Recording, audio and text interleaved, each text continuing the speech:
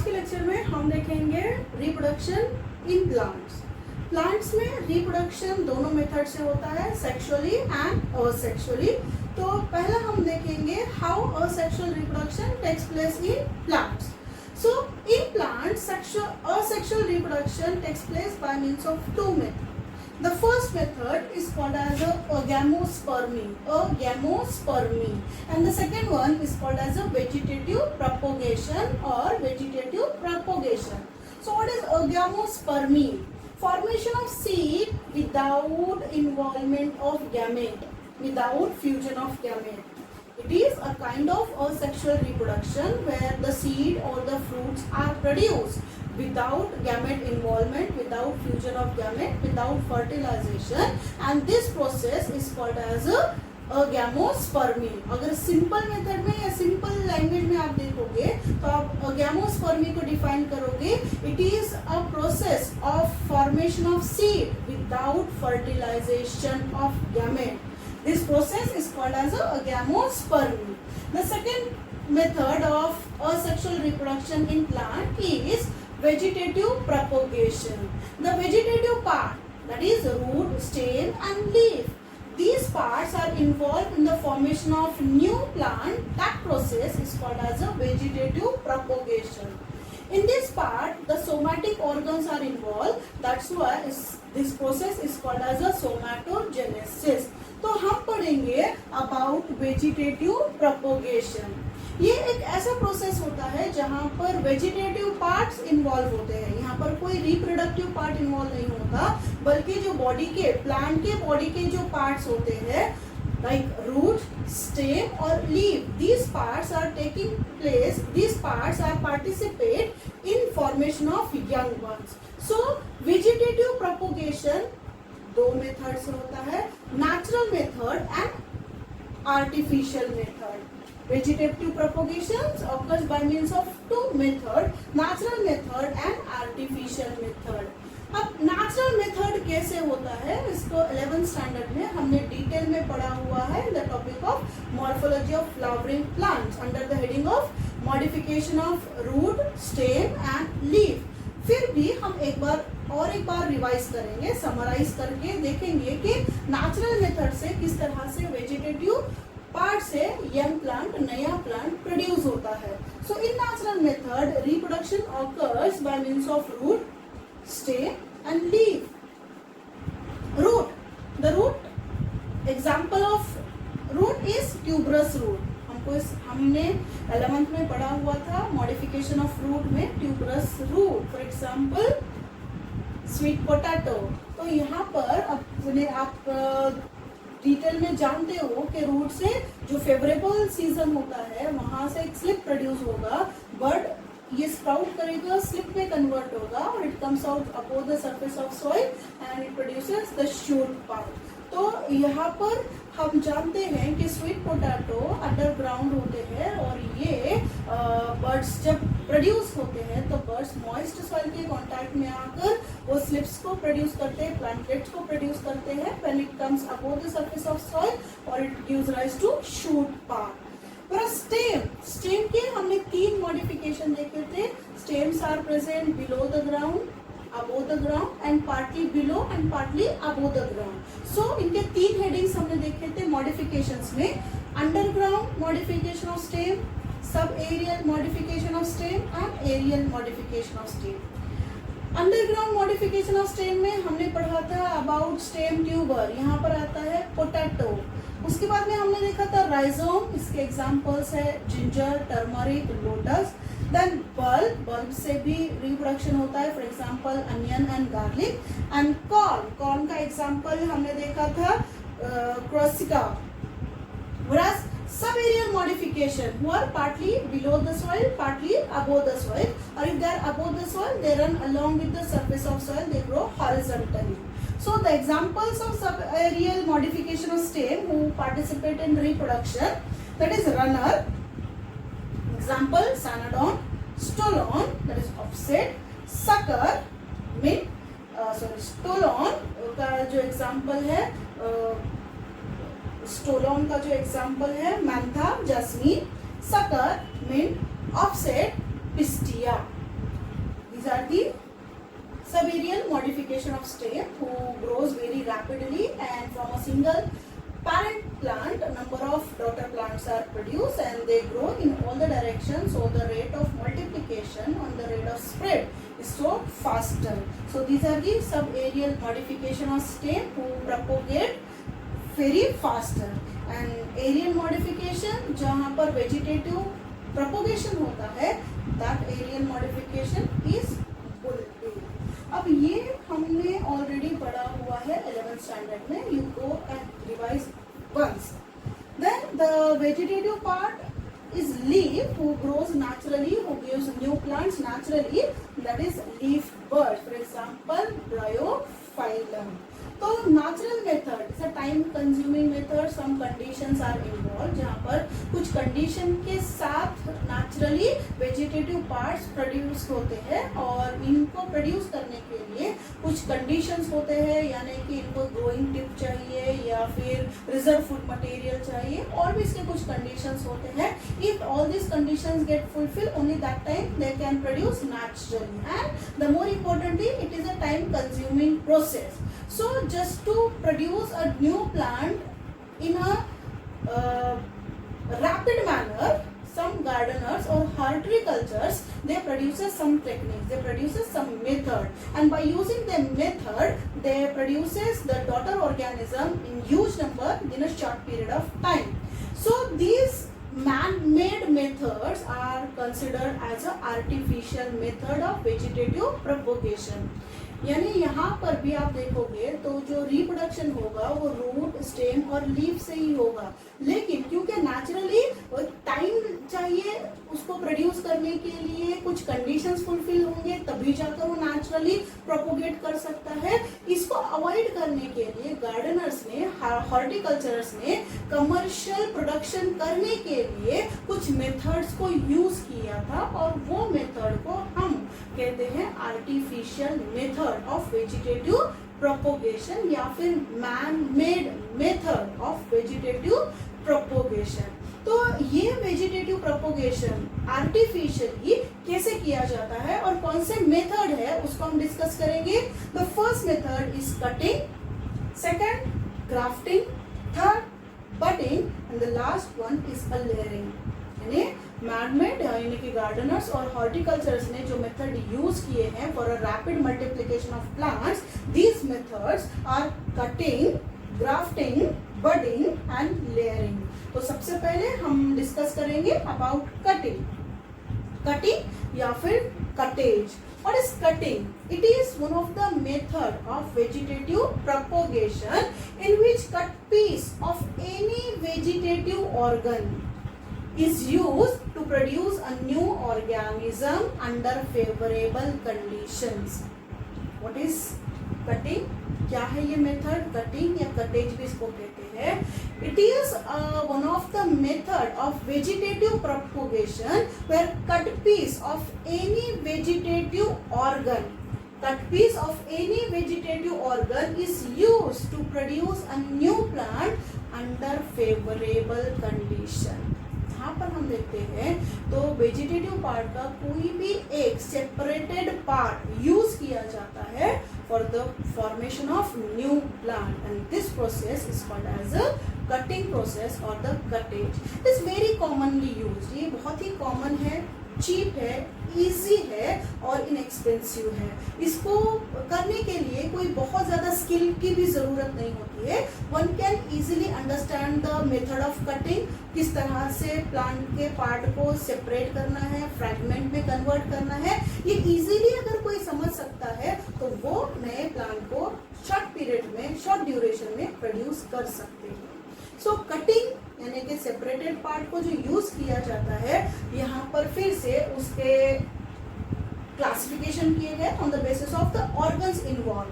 Stem cutting, leaf cutting and root cutting. But most probably cutting का जो method है वो ज्यादा अप्लाई किया जाता है ऑन द स्टेम.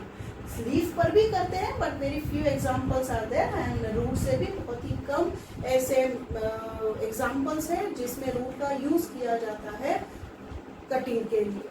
तो पहला हम देखेंगे stem cutting. Here the separated part of the plant is stem. यहाँ पर स्टेम को फ्रैगमेंट्स में कन्वर्ट किया जाता है and that stem separated part of the stem is used as a propagule and this propagule gives a young plant.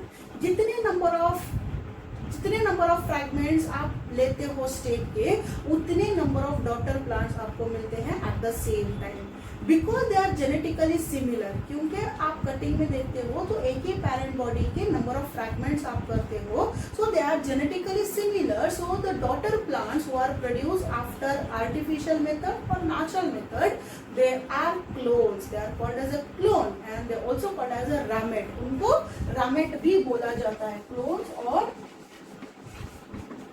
रैमेट, because they are genetically identical, they are same, they are exactly same to the parent plant. Now stem cutting, when the stem cutting यानी कि plant का जो stem का part होता है उसको fragment में convert किया जाता है। अब कितना फ्रैगमेंट होना चाहिए?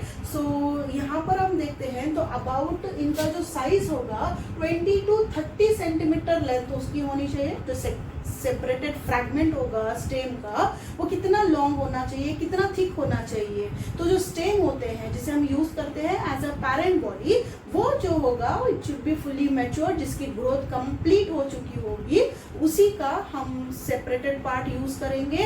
तो कितना फ्रैगमेंट्स हमको चाहिए? तो लेंथ वाइज हम देखेंगे तो around 20 to 30 centimetre length of the fragment is required and the diameter is around 1 to 2 centimetre.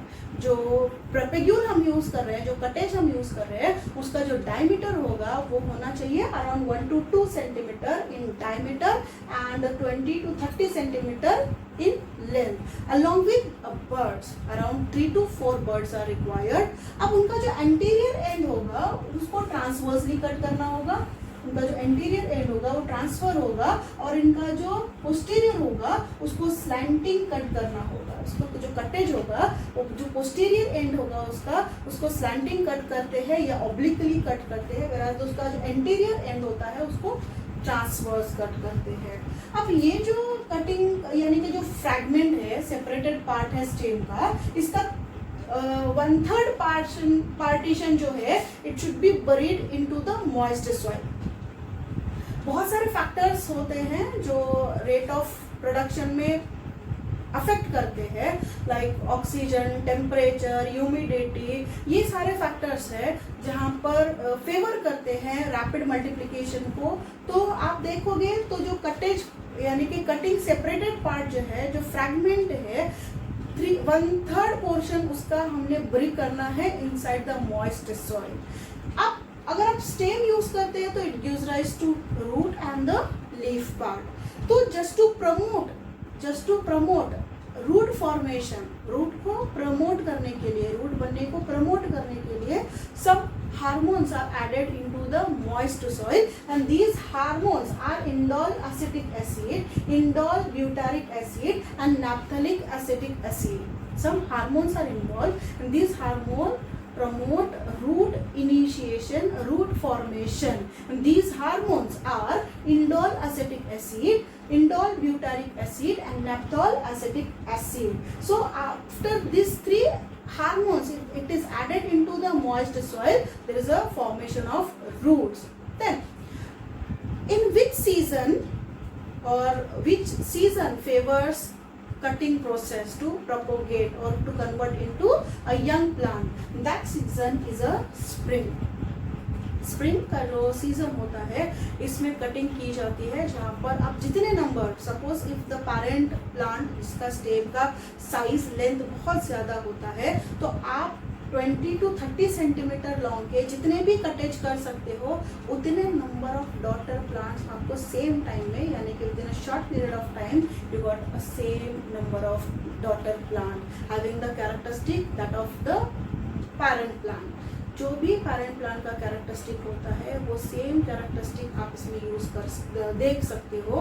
तो मोस्ट प्रोबेबली जो ऑर्नामेंटल प्लांट्स होते हैं या जो फिर फ्रूट प्लांट होते हैं, कमर्शियल प्रोसेस के लिए कटिंग का प्रोसेस किया जाता है, जहाँ पर आपको सेम कैरेक्टर्स वाले प्लांट मिलते हैं जो कैरेक्टर्स मदर प्लांट में, पेरेंट प्लांट में होता है। और ये कौन से सीजन में ग्रो करते हैं? फेवरेबल सीजन जो होता है कटिंग के लिए वो होता है स्प्रिंग का। और यहाँ पर आप देखते हो तो एग्जाम्पल, आपको एग्जाम्पल याद रखना जरूरी है नीट एग्जाम के लिए। तो ये जो एग्जाम्पल्स है कि कटिंग में, स्टेम कटिंग में कौन कौन से प्लांट्स इन्वॉल्व होते हैं, तो sugar cane, roses, citrus plants, grapes, bougainvillea, callus, duranta, coffee, then carotene, China rose, tea and granium, etc. There are so many other examples are there. आपने कम से कम इतने तो याद रखना है for NEET examination. Sugar cane, roses, citrus, grapes, bougainvillea, callus, duranta, tea, coffee, croton, China rose, granium, etc. These are the examples where stems are used for a propagation or a formation of new plant. Okay, अब हम देखेंगे about leaf cutting. So we are discussing about the artificial method of vegetative propagation, where the cutting, grafting, budding and layering, these are the method developed by the horticulturers or the gardeners to produce or to increase the number of plants, especially on the commercial level. So here we already discussed about the cutting, where the part of the plant which is used to produce a new plant. These are the vegetative part, that is stem, leaf and roots. So stem cutting को हम अभी पढ़ चुके हैं। अभी हम देखेंगे about leaf cutting. Generally leaves are not used in artificial propagation, because just to produce a young ones, the parent plant should have a sufficient amount of reserve food material. Due to that reserve food material, a young one can feed on them.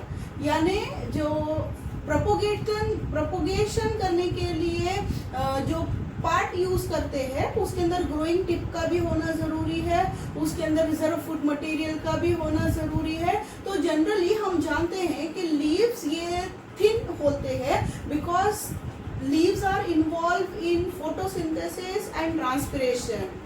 Leaf जो है ये दो important physiological process perform करते हैं। They producing food material by the process of photosynthesis, and because the epidermis contain numerous pores which is called as a stomata, and due to presence of stomata transpiration occur, exchange of gases occurs। इसी वजह से leaf जो है वो vegetative propagation में ज्यादा participate नहीं करते हैं। और इसका और एक वजह ये है कि लीफ के अंदर फूड मटेरियल स्टोर नहीं होता, इवन दो लीफ जो है वो फूड मटेरियल को बनाते हैं। लीफ फूड मटेरियल को बनाते हैं फोटोसिंथेसिस के थ्रू, वो कार्बोहाइड्रेट को प्रोड्यूस करते हैं, लेकिन वो उसको स्टोर नहीं करते। और just to produce a young ones, जो प्रोपोगेटर होता है, जो प्रोपेग्यूल होता है, it should have a sufficient amount of food material just to nourish a young ones. So leaves are rarely used in the artificial method of vegetative propagation, but there are certain leaves who are thick, fleshy or succulent. कुछ ऐसे leaves होते हैं जो thick होते हैं, fleshy होते हैं, succulent होते हैं। They contain a reserve food material, and in these leaf it is possible to produce a young one. So here we talk about leaf cutting. So the leaf should have fleshy content, they are succulent or they must be thick. And अब इसके लिए leaf cutting के लिए पहला condition क्या बता रहे हैं कि ये जो लीव्स होते हैं वो थिक होने चाहिए, फ्लेशी होने चाहिए, सक्कुलेंट होने चाहिए। That means the leaf should have a sufficient amount of reserve food material. There are certain other conditions for leaf cutting, or these conditions are the leaf cutting should be done in the high humid area. The humidity condition should be high. The soil temperature must be higher than the surrounding air. Just for the leaf cutting, the soil temperature must be higher than the surrounding air, that the sap, the cell sap or the sap of the plant, it should penetrate inside the soil. So the soil temperature must be higher than the surrounding medium. Rooting hormones should be applied. यहाँ पर जो है some rooting hormone should be applied externally, and these root promoting hormones, hormones who initiate or who stimulate formation of roots, these are hormones we already discussed in the stem cutting. These are indole acetic acid, indole butyric acid and naphthalenic acetic acid. These are the hormones who promote root initiation, and these hormones are applied in the leaf cutting also, just to produce as a roots. Now here in the leaf cutting there are very few examples are there, because already we discussed leaf are already engaged in the process of photosynthesis, in gaseous exchange or in transpiration. So there are certain leaves who are participate in reproduction, और leaf से जो reproduction होता है वैसे leaf को हम यहाँ पर डिस्कस करेंगे, जहाँ पर या तो पूरा लीफ या तो part of leaf is used for a propagation. So the first example is bryophyllum. The first example is bryophyllum, where the whole leaf or the part of leaf or the marginal buds are used in the cutting method. And a bryophyllum is one of the example where the whole leaf or the part of the leaf or the marginal buds are used in the cutting medium, in the cutting method, or through this method bryophyllum can be multiplied. The another example is peperomia. Peperomia, where cutting is takes place from the petiole. यानी peperomia एक ऐसा example है leaf का जहाँ पर instead of taking the lamina यहाँ पर petiole को यूज किया जाता है. Petiole is a stock of leaf.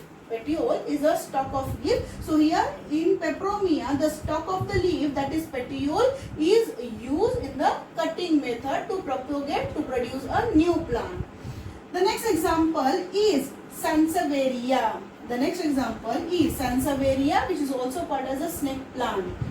All these examples are very much important. आपने ये examples को याद रखना है कि कौन से examples leaf cutting में use करते हैं, उसका कौन सा part use किया जाता है, can be asked in the NEET examination. So sansevieria, इसका कोई भी part use करते हैं, either epipodium, hypopodium or mesopodium, any part of the leaf, it is used for the cutting method for a multiplication of the plant.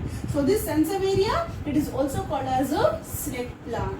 The another example is begonia rex. Begonia rex. These begonia rex are cut. The cuts are made in the major veins and the leaf pegged into soils.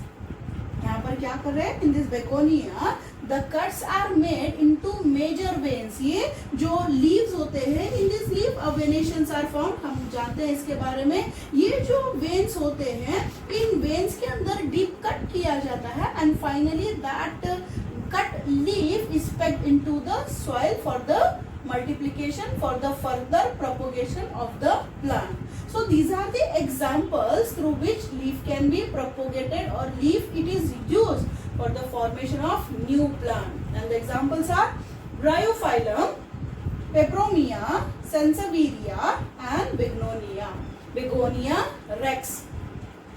या तो पूरा leaf use करते हैं, या तो leaf का कोई part use करते हैं, या तो वेन्स को कट करते हैं, या तो पेटियोल को कट करते हैं, या फिर लीफ के जो मार्जिनल बर्ड्स होते हैं उसे यूज किया जाता है.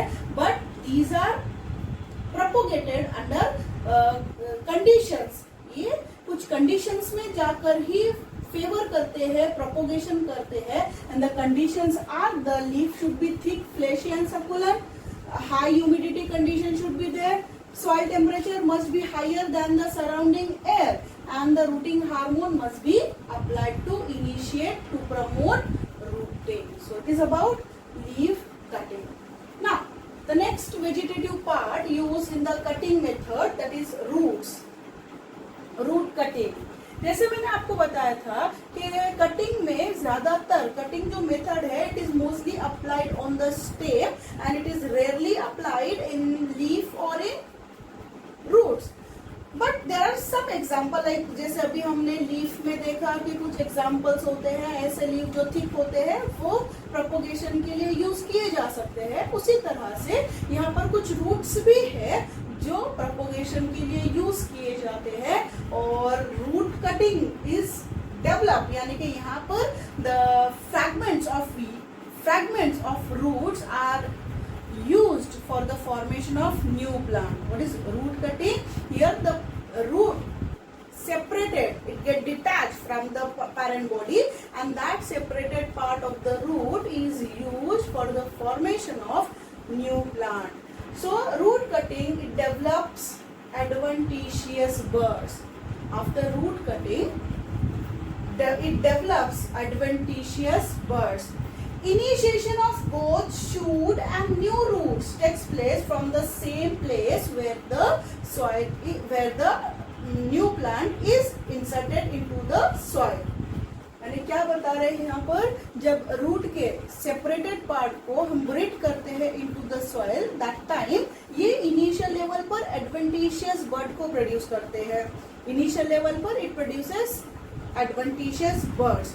और अब जो रूट होता है, it has to produces shoot part as well as the root part. तो ये जो रूट और शूट पार्ट होते हैं, they produces from the same region, यानी वो एक ही जगह से प्रोड्यूस होते हैं। और इनिशिएशन जो होगा रूट का और शूट का, वो एक ही जगह से होगा। और जो पार्ट हम यूज करेंगे, यानी कि कितना लेंथ होगा, कितना फ्रैगमेंट होगा रूट का, so it should be 3 to 10 centimetre in length, and the lateral roots are used. Generally the lateral roots are used, they get separated, they get detached from the parent body, and they used for the propagation. So root cutting में ऐसे plant use होते हैं। तो कौन से plant use करते हैं? Examples lemon, tamarind, apple, raspberries, blackberries, etc. In this topic, examples are very much important. अगर आप एग्जाम्पल्स नहीं लिखोगे, आपके मार्क्स कट होंगे, क्योंकि एग्जाम्पल्स के लिए भी वेटेज है, मार्क्स देखे जाते हैं। तो हमने अभी देखा कटिंग, यानी एक मेथड हम देख रहे हैं आर्टिफिशियल मेथड, कटेज, जहाँ पर पैरेंट बॉडी का कोई भी एक पार्ट, सेपरेटेड पार्ट यूज किया जाता है for the formation of new plant. या वो स्टेम होता है, लीफ होता है, आइदर इट इज रूट। तो एग्जाम्पल हमने देखे थे स्टेम कटिंग, यानी कि ऐसा प्लांट जो स्टेम के सेपरेट पार्ट से प्रोड्यूस होता है, उसके एग्जाम्पल्स हमने देखे थे। तो sugar cane, roses, citrus, grapes, bougainvillea, callus, duranta, tea, coffee, croton, China rose and the cranium, and the other examples are also present there. आप कम से कम इतने तो याद रखिए। उसके बाद हमने लीफ का देखा, तो लीफ के एग्जाम्पल्स है bryophyllum, peperomia, sansevieria and begonia rex. उसके बाद रूट के एग्जाम्पल्स हम देख रहे हैं, तो रूट के एग्जाम्पल्स है lemon, tamarind, Apple, raspberries, blackberries etcetera. इसके बाद हम देखेंगे the next method of vegetative propagation, that is artificial method of vegetative propagation, grafting.